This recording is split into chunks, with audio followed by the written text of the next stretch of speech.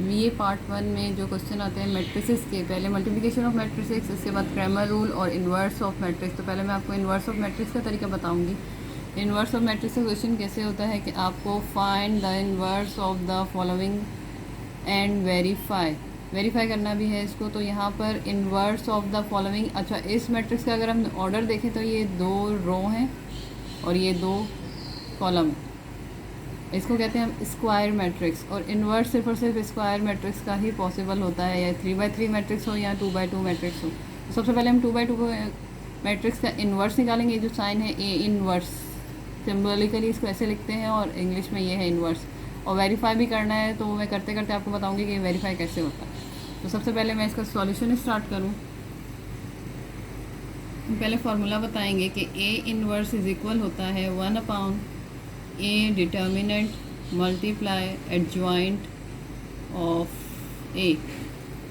इसका first step करेंगे। First step में आपको ए डिटर्मिनेंट कैलकुलेट करना है। To find A determinant. अब ए डिटर्मिनेंट कैसे निकलेगा, आप सबसे पहले ए मैट्रिक्स लिख लें। यहाँ पे ए मैट्रिक्स है हमारे पास 5 2 3 2। अब जब ये ए की साइड पे 2 बार्स लगेंगे, ये 2 लाइनें लगेंगी, तो इसको हम कहेंगे डिटर्मिनेंट। आपको राइट हैंड साइड से शुरू करना है। 5 मल्टीप्लाई होगा 2 से, सेंटर में माइनस, और लेफ्ट हैंड साइड 2 मल्टीप्लाई 3। 5 2 ज़ा 10, 2 3 ज़ा 6।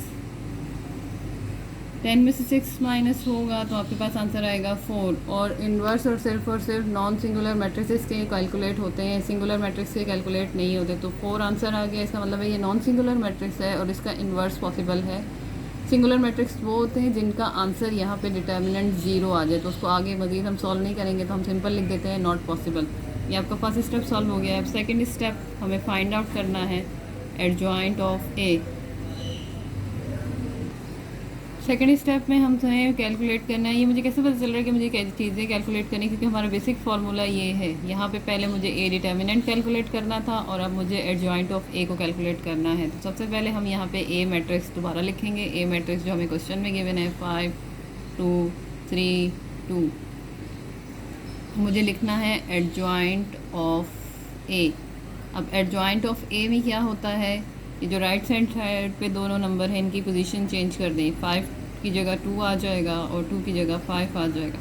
और लेफ्ट हैंड साइड पे आप इनके साइन चेंज कर दें। अगर 3 के साथ कोई साइन नहीं है तो प्लस, 2 के साथ साइन नहीं है प्लस। अगर इनके साथ किसी भी एक के साथ नेगेटिव होगा तो उसको आप, माइनस साइन होगा तो उसको आप प्लस में चेंज कर देंगे, प्लस साइन होगा तो माइनस में। तो यहाँ दोनों के साथ प्लस साइन है तो दोनों को माइनस में चेंज कर दें।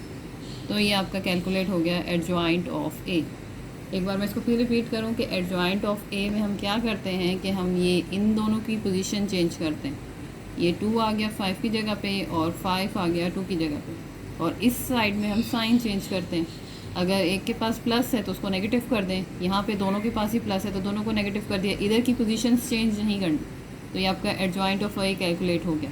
अब थर्ड स्टेप जो हमें करना है, उसमें हमें अपना फार्मूला दोबारा रिपीट करना है। A inverse is equal 1/a determinant multiply adjoint of A. आपने ए इन्वर्स लिखा 1, ए डिटर्मिनेंट का आंसर ये 4 आया है, वो आप लिखेंगे यहाँ पर। एडजॉइंट ऑफ ए का आंसर ये आया है 2 -3 -2 और 5। ये हमारा सिर्फ और सिर्फ ए इन्वर्स का आंसर आया और वो हमें वेरीफाई करने के लिए भी कह रहा है। तो अब मैं आपको वेरिफिकेशन के स्टेप्स बताती हूँ। अब वेरिफिकेशन में इसके लिए क्या करना होता है कि A multiply A inverse is equals to I. I से मुराद होता है आइडेंटिटी मैट्रिक्स। आइडेंटिटी मैट्रिक्स का आंसर होता है 1 0 0 1। अगर आपके ए मैट्रिक्स जो कि सवाल में गिवन है और ए इन्वर्स जो आपने कैलकुलेट किया है उनको मल्टीप्लाई करें तो आपका आंसर आइडेंटिटी मैट्रिक्स यानी कि 1 0 0 1 आ जाए, तो उसका मतलब है आपने एक बिल्कुल सही ए इन्वर्स की कैलकुलेशन की है। अब मैं इनकी वैल्यूज़ डालती हूँ तो मेरे पास ए मैट्रिक्स जो है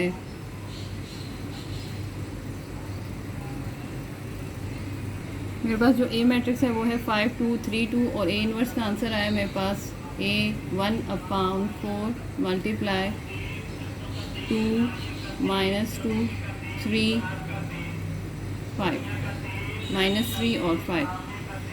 ये आपने सॉल्यूशन किया है, वहाँ से इसका आंसर आप देख सकते हैं। सबसे पहले क्या करना है, इसको सेपरेट कर देंगे और दोनों मैट्रिक्स को एक साथ अरेंज कर दें।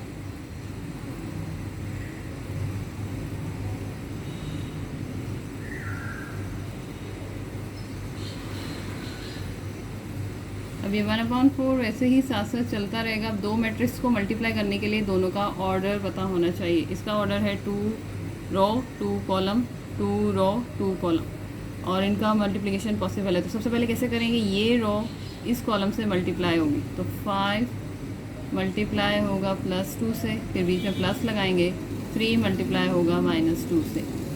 अब ये रो इस कॉलम से भी मल्टीप्लाई होगी, 5 मल्टीप्लाई -3 प्लस 3 मल्टीप्लाई बाय 5। अब मैं इसको अगर रिपीट करूँ, फर्स्ट रो फर्स्ट मैट्रिक्स की फर्स्ट रो, सेकंड मैट्रिक्स का फर्स्ट कॉलम, फर्स्ट मैट्रिक्स की फर्स्ट रो, सेकंड मैट्रिक्स का सेकंड कॉलम, ये आपस में इस तरह से मल्टीप्लाई होंगे।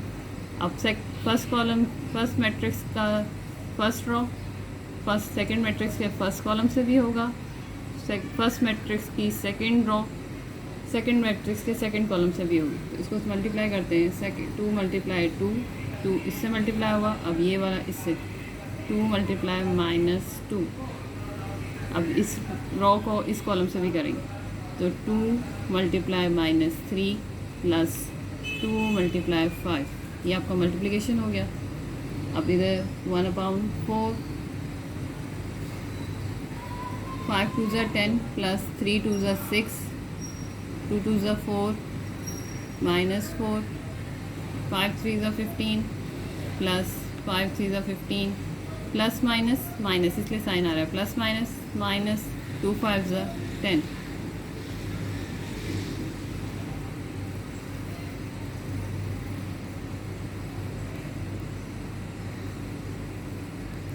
प्लस माइनस 10 में से 6 को माइनस किया तो 4 15 -15 0 4 -4 0 10 में से 6 किया तो 4। अब ये जो बाहर 4 था ये अंदर वाली वैल्यूज़ के साथ डिवाइड हो जाएगा तो 4 divide 4 0 divide 4 0 divide by 4 4 divide by 4, यानी कि जो आपका बाहर की तरफ 4 है वो इन सब के डिवाइड में है। तो अब यहाँ पर 4 से 4 कैंसिल हुआ, 1 0 0 1। ये हमारा वेरीफाई हो गया है आपका आइडेंटिटी मैट्रिक्स। मेरे चैनल को सब्सक्राइब करें। अल्लाह हाफिज़।